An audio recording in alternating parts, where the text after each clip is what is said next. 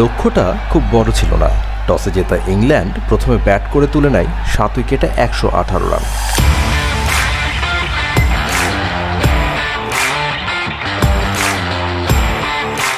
Over প্রতি মাত্র 6 run, যা নিতে পারলে পৌঁছে যাওয়া যেত 119 রানের জয়ের লক্ষ্যে।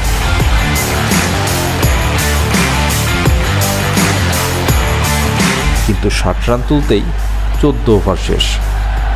লক্ষ্যটা আর সহজ থাকে বই। বাংলাদেশের ব্যাটিংয়ে প্রথম ধাক্কাটা আসে পাওয়ার প্লেতে। 6 ওভারে 2 উইকেট হারিয়ে বাংলাদেশের সংগ্রহ ছিল মাত্র 20 রান। তৃতীয় উইকেটে অধিনায়ক নিগার ও দিনে নামা সোহানা মোস্তারি কিছুটা ঘুরে দাঁড়ানোর চেষ্টা করেছেন মাত্র। দুজনের 35 রানের জুটি ভাঙে নিগার রান আউট হলে করে যান 20 বলে 15 রান।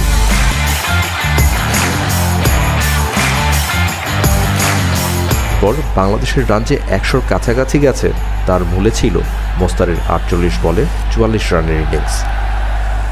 3 বার জীবন পেয়েছিলেন তিনি।